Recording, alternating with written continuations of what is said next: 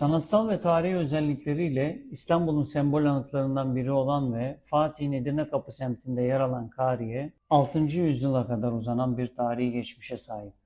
Doğu Roma döneminde saray kilisesi ve şapel olarak kullanılan Kariye Camii, tarihe meydan okurcasına ayakta durmayı başarmış nadide yapılar arasındadır. Çok katmanlı yapısı ile İstanbul'un tarihi ve kültürel zenginliğinin bir parçası olan Kariye, mimari üslubu, mekan tasarımı, boyutları, mozaik gibi bezeme öğeleri ve çeşitli dönem ekleriyle eşsiz bir tarihi belge niteliği taşımaktadır. Sadece İstanbul'daki değil, son dönem Doğu Roma sanatının tüm dünyadaki en zengin ve ayakta kalabilen örneklerinden birini teşkil etmektedir. Yapının isminin neden Kariye olduğu kesin olarak bilinmemekle beraber yaygın iki görüş vardır. Bu iki görüşte temelde Kariye kelimesine verilen anlamların yapı ile uyumlu olması ile ilgilidir. İlk görüş, kelimeye yüklenen mistik anlamın mabedin kurtarıcı İsa'ya adanması bir tutarlılık göstermesine dayanıyor. Hora sıfatı her türlü çerçeveyi aşan bir alem belirtmektedir. O dönemde Tanrı'nın sınırsızlığını ifade eden tarifler İsa ile Meryem'e de yakıştırılmıştır. Bu sebeple yapının içindeki İsa ve Meryem'i tasvir eden mozaiklerin her ikisinde de İsa ve Meryem'in adları ile birlikte Hora kelimesi yazılmıştır. Diğer görüş, yapıya Konstantin surlarının dışında yer aldığından dolayı Hora adının verildiğidir. Hora, kelime olarak bir yerleşim yerinin dışını, taşrayı ifade etmektedir. Türkçe'de köy anlamındaki Kariye'den gelen Kariye de bir bakıma bunun tercümesidir. İstanbul'un fethinde hiç zarar görmeyen yapı, İstanbul'un fethinden sonra bir müddet kullanılmadı. Fatih Sultan Mehmet'in İstanbul'un fetih zaferinden 58 yıl sonra 1511 yılında henüz Mihrimah Sultan Külliyesi de yapılmamış olduğundan bölgede ibadet edecek mescit eksikliği vardı.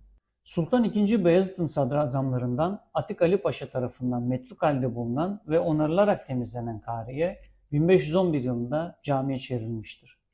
Camiye dönüştürülüp vakfedilen yapının yanına bir de medrese eklendi. İbadete açılması dolayısıyla duvarlarda bulunan mozaiklerin üzerleri 2 santim kalınlığında ince bir alçı ile örtülerek kapatılmıştır. Yapının orijinal mimarisine dokunmadan bir köşesine minare ve güneydoğu köşesindeki iç kısmına da bir mihrap eklenmiştir. Mozaiklerin kazınıp yok edilmediği, ibadet mekanındaki mozaiklerin üzerlerinin namaz vakitlerinde tahta kapaklarla kapatıldığı ve halk tarafından kilisenin değerinin bilindiği görülmektedir. Kariye Camii 1766 depreminden sonra Mimar İsmail Halife'nin yaptığı bilinen önemli bir onarım geçirmiştir.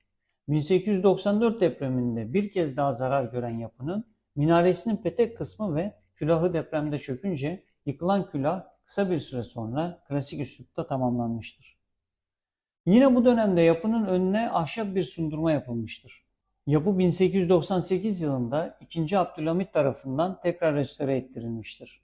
Cami olmasının ardından çevresinde inşa edilen medrese, tekke, çeşme ve türbe ile birlikte büyük bir yapılar topluluğu haline gelen yaklaşık 450 yıl cami olarak kullanılan Kariye Camii, Bakanlar Kurulu'nun 2 Ağustos 1945'te aldığı kararla müzeye döndürülmüştür. 12 yıl süren restorasyon çalışmalarından mabedin içindeki Osmanlı dönemine ait eserler ve camiye ait tüm parçalar yapıdan çıkartılmıştır. Ağustos 2020'de tekrar ibadete açılmıştır. Ebu Said el-Hudri en çok hadis rivayet eden sahabelerdendir. 1000'in üzerinde hadis rivayet edenlerin 7.'sidir. 1170 hadis rivayet etmiştir. Yani İslam'ın tanınmasında, öğrenilmesi ve yayılmasında büyük pay sahibi olanlardandır. Ebu Said el-Hudri'nin makam olarak kabul edilen kabri Fatih ilçesinde Atik Ali Paşa Mahallesi Kariye Camii sokağı üzerinde Kariye Camii bitişiğinde bulunmaktadır. Türbenin 1733 yılında inşa edildiği hayrat sicil kayıtlarından anlaşılmaktadır. Ancak kabir tarihinin daha önceki yüzyıllara uzandığı tahmin edilmektedir. Aynı yerde Ebu Said el-Hudri Hazretlerinin türbedarı ve İşb-ı Nakşi dergahının postnişini Es-Seyyid Şeyh Muhammed Arif Efendi'nin kabri bulunmaktadır.